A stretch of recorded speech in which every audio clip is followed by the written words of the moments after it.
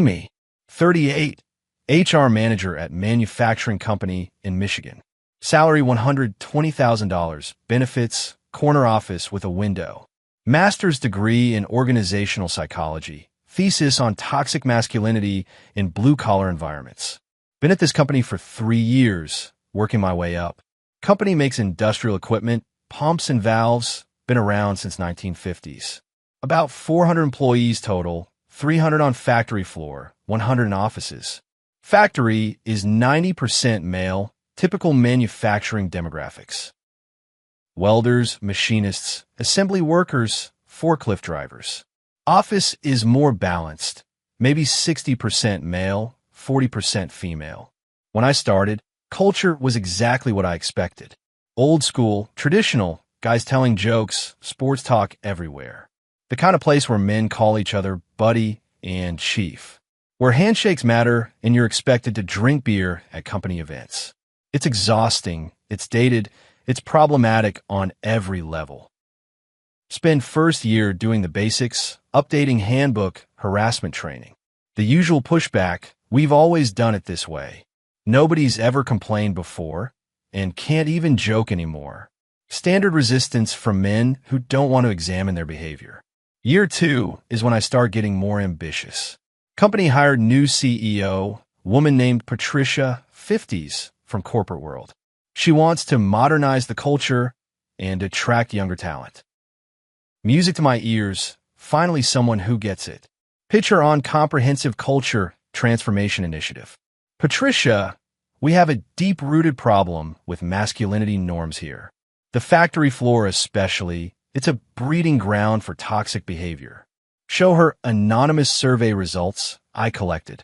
Questions designed to expose the problems I know are there. Do you feel pressure to act tough at work?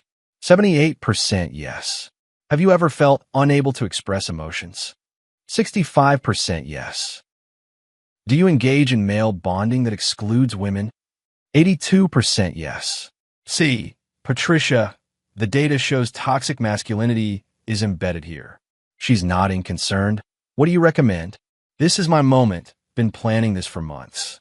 We need mandatory accountability and reflection sessions, specifically for male employees to examine their behavior, to understand how their actions perpetuate harmful norms. Patricia hesitates. That seems intense. Will they resist? Resistance is proof of the problem. Patricia, if they're defensive, it means they're feeling called out. That's when the real growth happens, in discomfort. She approves a pilot program, 6 months, monthly sessions. Mandatory for all male employees, supervisors, and factory workers. 2 hours per month during work time. I'll facilitate personally. Announcement goes out via email. New professional development program. Male accountability and growth sessions. Mandatory attendance. The Slack channels I can see go quiet, ominous silence. First session is scheduled for a Tuesday, 2 p.m. to 4 p.m. Book the largest conference room. Fits 60 people. Set up chairs in a circle. No tables. Need open, honest environment. Print out discussion materials. Articles about masculinity. Reflection prompts. Men start filing in at 1:55 p.m. They look confused and annoyed. Factory guys in work uniforms. Oil stains. Steel-toed boots. Office guys in business casual, everyone looking uncomfortable. They sit down, arms crossed, not making eye contact with me. 60 men in a circle. The energy is hostile but suppressed. I stand in the center, holding my materials, feeling powerful. Thank you all for being here. I know this is new territory, but this is important work we're doing today. One guy raises his hand. Mike, machinist, been here 15 years. What exactly is this about? Email wasn't clear. This is about examining masculine norms that harm everyone. About understanding how traditional male behavior creates toxic environments. About holding each other accountable and growing. I see them exchanging glances, so my roles. Let's start with an opening exercise, going around the circle. I want each of you to share your name, role, and one way that you've contributed to toxic masculinity in the workplace. Dead silence. Nobody moves. It's okay, this is a safe space, no judgment. Who wants to start? Volunteer to model vulnerability. More silence. Someone coughs. Tension is thick. Fine, I'll pick someone. Target the one who looks most uncomfortable. Let's start with you. Pointing to younger guy, maybe 25, assembly line worker. Name's Josh, he says quietly. And Josh, how have you contributed to toxic masculinity here? He looks panicked. I don't know, I just build pumps. Think deeper, Josh. Have you ever made a sexist joke? Have you ever excluded a woman from conversations? Have you ever acted tough when you felt vulnerable? His face is red. I guess, maybe, I don't know. That's a start. Acknowledgement is the first step. Move to the next guy. Older, supervisor level, looks pissed. Your turn. Name and contribution to toxic masculinity. Tom, production supervisor, and I don't think I have anything to contribute to this. Red flag, resistance already, expected but still frustrating. Tom, everyone contributes to systemic issues, even unconsciously. Can you think of a time you reinforced masculine stereotypes?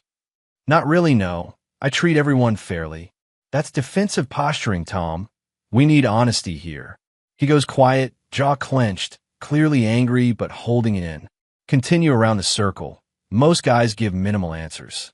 I've probably made some jokes, or maybe I could be more sensitive. They're complying but not engaging, doing the minimum. After the introductions, move to the main content. Hand out printed article, The Violence of Male Stoicism. Everyone read this, then we'll discuss in pairs. Watch them read. Some are actually reading, others staring at the page. 10 minutes later, okay, turn to the person next to you. Discuss a time you've suppressed emotions due to masculine expectations. The pairs talk quietly, can't hear most conversations. Walk around the circle, eavesdropping on discussions. One pair is talking about a football game, not the assignment. Gentlemen, stay on topic, please. This is important work. They stop talking, go back to awkward silence. Another pair, one guy is actually opening up. Yeah, man, when my dad died, I didn't cry at work. Felt like I couldn't. Perfect, this is the breakthrough I need. Excuse me, would you mind sharing that with the group? He looks mortified. It was private conversation. This is a learning environment. Your vulnerability helps others. He shakes his head. I'd rather not. Okay, but I want you to think about why you're resisting. What masculine norm makes you afraid to be vulnerable publicly? He doesn't answer, looks at the floor. Session continues for 2 hours. Feel like pulling teeth entire time. End with closing reflection. One commitment you're making to do better. Around the circle, commitments are generic and unenthusiastic. I'll be more aware, or I'll think about this stuff. They file out quickly when time is up, barely making eye contact. Feel frustrated, they're resisting the growth, proving my point. Second session next month, same setup, same guys. This time I'm more prepared, come with specific scenarios. Today we're discussing microaggressions and male dominance in meetings. Project scenarios on the screen, role-play exercises. Scenario 1. A woman is presenting, a man interrupts with his idea. What's the problem here, and what should the man do differently? Hands stay down, nobody wants to engage. Call on someone randomly. Kevin, what do you think? I think, if his idea is important, he should share it. Wrong answer. Kevin, interrupting is a dominance behavior. It signals that his voice matters more than hers. The correct answer is to wait for her to finish and ask permission to add something. He nods slowly. Okay, yeah, I guess that makes sense. More scenarios, more forced participation, more resistance. One guy, Marcus, challenges me directly. Isn't this kind of assuming all men are doing this stuff? I work with 3 women on my line. We all respect each other. Not all men, Marcus, but systemic patterns exist.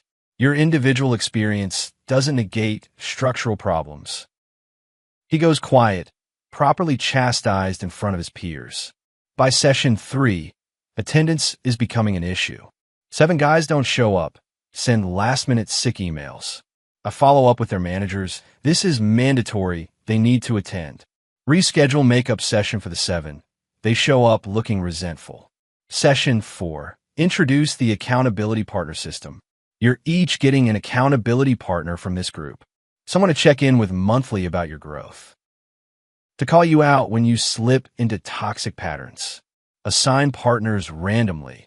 Watch them exchange uncomfortable looks. You'll meet for 30 minutes monthly one-on-one. Discuss your progress, challenges, and commitments. One of the older guys, Bill, raises his hand. Can I ask what the point of all this is? The point is personal growth and cultural transformation. The point is dismantling harmful masculine norms. Bill continues, but like we're here to build pumps. We're not therapists or social workers. We're machinists. This just feels like a lot of time away from actual work. There it is, the resistance I've been waiting to address. Bill, if you think building pumps is more important than being a good person, then you're part of the problem we're trying to solve. He goes red, shuts up, doesn't challenge me again. Sessions continue monthly. I'm documenting everything. Taking notes on who's engaging, who's resistant, who's problematic. Creating a spreadsheet of accountability grades for each participant. Plan to use this data for performance reviews and promotion decisions. Men who embrace the work will advance. Men who resist will stagnate. Session 6. Introduce privilege walks. Make them physically experience inequality. Line them up against the wall. Read statements. Step forward if you've never been sexually harassed at work. All of them step forward. Obviously, they're men. Step forward if you've never been interrupted in a meeting because of your gender. Most step forward. Some hesitate, uncertain. Look around. Look at how far forward you've all moved. That's privilege. That's what we're here to examine. Some guys look genuinely uncomfortable. Good, they should be. Others look annoyed. They're the ones I note in my spreadsheet. Session 7. Bring in guest speaker, woman from local feminist organization. She talks for an hour about her experiences with workplace misogyny, about being belittled, excluded, harassed, underpaid. Some of the guys are listening, nodding sympathetically. Others are clearly checked out, staring at their phones under the table. She finishes, asks for questions, nobody raises a hand. Come on, she shared her vulnerable experiences, engage with that. Finally, one guy asks, what can we do to be better? Perfect question, exactly what I want to hear. She gives suggestions, listen more, amplify women's voices, call out other men. Session ends. Feel like maybe we're finally making progress. Month 8. Something shifts. I notice the energy is different. Men are arriving exactly on time, not early. They sit in the same seats in distinct clusters. They're polite but cold, answer questions in minimal words. The resistance has evolved from overt to passive. They're complying with the letter of the requirement, but nothing more. No genuine engagement, no vulnerability, just robotic participation. Pull aside one of the younger guys after session, Josh from the first day. Josh, I've noticed you've gotten quieter in these sessions. Is something wrong? Do you feel unsafe sharing? He looks at me carefully, choosing his words. No, it's fine, just doing what's required. But I want genuine engagement, not just compliance. You're getting compliance, he says, walks away. Something's happening that I'm not seeing. Sense it but can't prove it. Session 9. Attendance is perfect, suspiciously perfect. Every single man is there, on time, sitting quietly. Even the ones who usually push back are completely silent. I run the session, ask questions, facilitate discussions. Get short, correct answers, no pushback, no genuine emotion. It's eerie, like teaching a room full of robots. Is everything okay today? You all seem subdued. Tom, the production supervisor, speaks up. Everything's fine, just listening and learning like you asked. His tone is perfectly neutral, perfectly professional, perfectly wrong. Can't pinpoint what's off, but something definitely is. Session 10, final session of the pilot program. Plan to do a retrospective, have them share their growth. They file in, same robotic energy, same careful politeness. Start the session. Let's go around and share what you've learned. How have these sessions changed your understanding of masculinity? Around the circle, perfectly crafted answers, all sound rehearsed. I've learned to be more aware of my privilege. I've learned to listen more and talk less. I've learned that traditional masculinity can be harmful. It's exactly what I want to hear, so why does it feel hollow? In the session, they file out efficiently, no lingering conversations. Feel a sense of accomplishment, but also unease. Following week, get called to meeting with Patricia and legal counsel. Weird. Why is legal here? Probably just routine follow-up. Walk in a conference room. Patricia looks uncomfortable. Legal counsel, older man named Richard, looks stern. Please sit down, Patricia says, not making eye contact. Richard slides a document across the table. It's thick. We've received a formal complaint, actually 40 formal complaints, filed jointly by male employees who participated in your sessions. My stomach drops through the floor. What? That's impossible. The sessions were about helping them. Richard opens the document, starts reading. Hostile work environment, compelled speech, religious discrimination, violation of Title VII, emotional distress, retaliation concerns. He's listing legal claims I don't fully understand. This is coordinated. They hired an attorney together. They've documented every session, recorded some of them. Wait, recorded? That's illegal. They can't record without consent. Michigan is a one-party consent state, Richard says flatly. They only need their own consent to record conversations they're part of. He plays an audio clip from one of the sessions. It's my voice. If you think building pumps is more important than being a good person, then you're part of the problem we're trying to solve. Hear a playback. Sounds harsh, sounds like threat. That's out of context. I was making a point about priorities. Another clip. Tom, everyone contributes to systemic issues. That's defensive posturing. We need honesty here. Another clip. Me pushing the guy to share his grief about his father publicly. Your vulnerability helps others. Why are you resisting? Richard stops the playback. They have 20 hours of recordings. They've also provided written testimony from all 40 complainants. He shows me typed statements, pages and pages. I felt forced to confess to behaviors I never engaged in. I was told my work performance mattered less than my compliance with ideology. I was publicly humiliated for having normal emotions and boundaries. I felt like I was in a re-education camp, not a workplace. Patricia finally speaks, voice shaking. They also provided the spreadsheet you made, the one grading their accountability for performance reviews. How did they get that? Must have accessed my files somehow. That was internal documentation for tracking engagement. That was a list targeting employees for their beliefs and responses to compelled political speech in mandatory sessions. Richard continues, they're alleging these sessions constitute hostile work environment based on sex and religion.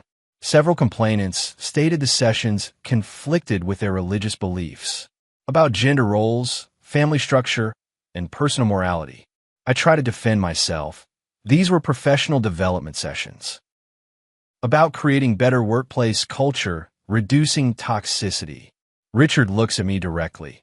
You forced men to publicly confess to participating in toxic masculinity as a condition of employment.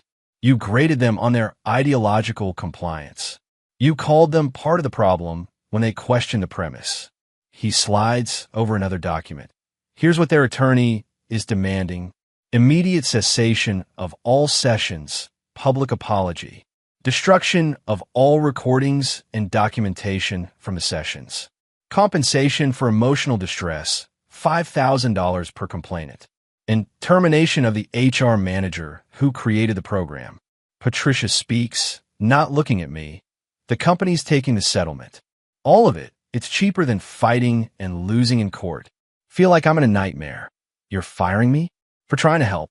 You created a discriminatory program, Richard says.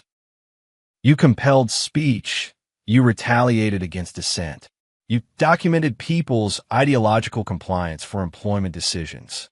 This is textbook hostile work environment and viewpoint discrimination. Patricia adds, voice sad, I approve the program, that's on me. But you implemented it in a way that violated employment law. The company can't keep you. It's part of the settlement. Security is called, I'm escorted out same day. Box of belongings from my office, 3 years of work. Photos, books, coffee mug that says, nevertheless, she persisted. Walk through factory floor one last time. Men stop working to watch. Their faces aren't triumphant or gloating, just tired and relieved. Tom, the production supervisor I chastised, gives me a nod. Not a friendly nod, just acknowledgement that it's over. Drive home in shock. Can't process what happened. Check phone. Already seeing emails from HR connections. Someone leaked it to industry groups. The story is spreading. HR manager fired after male employees filed joint complaint. 40 men claim accountability sessions were hostile work environment. Comments are vicious, even from people I thought were allies. This is why HR gets a bad reputation. You can't force people into struggle sessions at work. This person confused activism with management. Week later, official settlement is announced publicly. Company releases statement. We regret the implementation of a program that made employees feel targeted based on gender and beliefs. We have terminated the employee responsible and are reviewing all policies. My name is in the statement. I'm the employee responsible.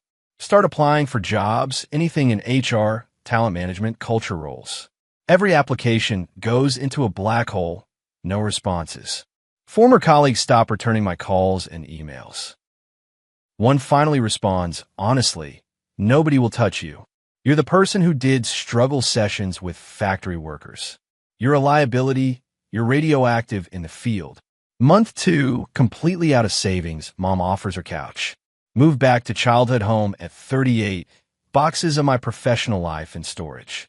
Keep applying for lower level roles. HR coordinator, HR assistant. Finally get an interview at a small company, 50 employees. HR generalist role, $45,000, less than half my previous salary. Interview goes okay until the background check question. I see you left your previous role in August. Why? I've rehearsed this. There was a disagreement about program implementation. I ran professional development sessions that some employees found objectionable. Interviewer looks at his notes. I read about that, the mandatory sessions. For men specifically, about toxic masculinity, correct? My face burns. Yes, the goal was to improve workplace culture. But the implementation was misunderstood. The implementation resulted in 40 complaints and your termination. He's not hostile, just factual, which makes it worse. How do I know you won't implement something similar here? Don't get the job, don't get any job in HR. Month 4, desperate, apply at retail, coffee shops, administrative roles. Get hired at a gym, front desk, $16 an hour, checking people in.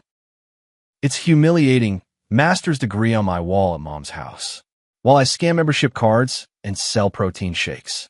First day, manager showing me the computer system. She's 25, perky. So what did you do before this? I was in HR, needed a change. Oh, cool. My boyfriend in HR. Where did you work? Panic. Can't tell her. Just a manufacturing company in the area. Nice. Well, this is pretty easy. Just scan cards and smile. Weeks pass. Routine is mind-numbing. Scan cards, answer phones, clean equipment, go home to mom's couch. Watch people come in for workouts, busy professionals, people with careers. Used to be one of them. Used to have purpose and authority. Now I'm the person they don't make eye contact with at the desk. 3 months in a gym job. One of the members comes in. It's Marcus, the guy who challenged me in session 3. He recognizes me. I can see it in his face. He walks up to the desk, scans his card. Hey, he says simply. Hey, I reply, not knowing what else to say. He goes to walk past, then stops, turns back. Look, I don't want this to be weird, but I want you to know it wasn't personal. I nod. Don't trust myself to speak. We just wanted to do our jobs without being told we were bad people, without having to confess to stuff we didn't do, without feeling like we were being graded on our beliefs. He's not angry, just explaining, like I'm a person who might understand. We talked to each other after the sessions, realized we all felt the same, felt attacked for being men, felt like we couldn't say that. So we pooled money, hired a lawyer, documented everything. I finally speak. I was trying to make the workplace better. For who? He asks gently. Not for us. We told you it wasn't working. But you kept pushing, kept grading us, kept making us prove we agreed. He's right, painfully right, but admitting it feels impossible. You know what the crazy thing is, he continues. Most of us support equality, support women in the workplace. We just didn't want to be in struggle sessions about our gender. Didn't want to be treated like we were guilty of something. He picks up his water bottle. Anyway, I hope you're doing okay. He walks toward the weight room. I'm left at the desk. Rest of the shift is a blur, his words echoing. For who? Not for us. We told you it wasn't working. Clock out, drive to mom's house, her couch, my phone. Look up the old company's website. See they're hiring for HR positions. New HR director, man in his 50s, military background. His bio talks about practical leadership development and respect-based culture. No mention of accountability sessions or privilege walks. Company doing well, recent news about expansion, new contracts. They moved on without me, moved on from my programs. And apparently doing better, the factory guys probably relieved. 6 months at the gym, existence is mechanical. Scan cards, smile at members, clean the equipment, repeat. Some of the regulars recognize me now, make small talk. None of them know my history, what I used to do, how I fell. Applied to maybe 100 jobs by now, all rejections or silence. Name is too known in HR circles, story too widespread. One recruiter tells me straight, give it 5 to 10 years. Let this blow over, maybe rebrand yourself somehow. 10 years feels like forever from here. Standing at the gym desk, watching people work out. Think about those sessions, those 40 men sitting in circles. Thought I was enlightening them, helping them grow. Really just forcing them to pretend to believe what I believed. Punishing them for not performing the right answers. They didn't become less sexist for my sessions. Just became better at hiding their real thoughts from people like me. The ones who did open up, like the guy whose dad died. I exploited that vulnerability, tried to make it a teaching moment. Invaded his grief to score points for my program. Marcus was right. It wasn't personal for them. They just wanted to work, wanted to be judged on their work, not on whether they could correctly perform ideological compliance. And when I wouldn't listen, when I kept pushing, they did what they had to do, banded together, got a lawyer. 40 men, all ages, all backgrounds, all united in one thing. Not wanting to be in my sessions anymore. That should have told me something. When 40 people all independently decide you're the problem. Maybe, just maybe you're the problem. But I was so certain, so convinced I was right, that their resistance just proved my point. Never occurred to me that their resistance was legitimate, that they had valid reasons to object. That compelled speech at work is wrong regardless of the message. Now I'm here, 38, living with mom, making $16 an hour. Former HR manager turned gym receptionist. Cautionary tale in professional circles. The woman who thought she could fix masculinity with mandatory sessions. Who learned that you can't force people to believe what you believe. Even if you're certain you're right. Even if you have good intentions. Even if you think you're helping them become better people. They still have the right to say no. They still have the right to not be graded on ideological compliance. They still have the right to just do their fucking jobs. And when you violate those rights, even with the best intentions, they have the right to band together and stop you, which is exactly what happened. 40 men, one lawyer, 20 hours of recordings, and the end of my career in HR, all because I couldn't tell the difference between professional development and political indoctrination, between helping people grow and forcing them to confess, between creating better culture and creating hostile environment.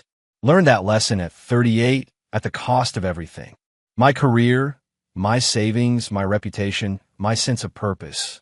Now I scan gym memberships and think about what I lost and why I lost it and whether I deserve to lose it. The answer is yes, probably yes, definitely yes. Those 40 men were right and I was wrong. And that's the hardest truth of all. Harder than living on mom's couch. Harder than making $16 an hour. Harder than seeing my former career in the rearview mirror. is knowing that they were right to stop me, that what I did was wrong, even though I meant well, that good intentions don't justify compelled speech, or grading people's beliefs, or forcing public confessions, or treating dissent as proof of guilt. That's my life now. That's my lesson. Learn too late, at too high a cost, but learn nonetheless at the gym front desk. When nobody knows, I used to run accountability sessions. Where nobody knows, I used to have power. Where I'm just the woman who scans your card and tries not to think about how she got here. One mandatory session at a time.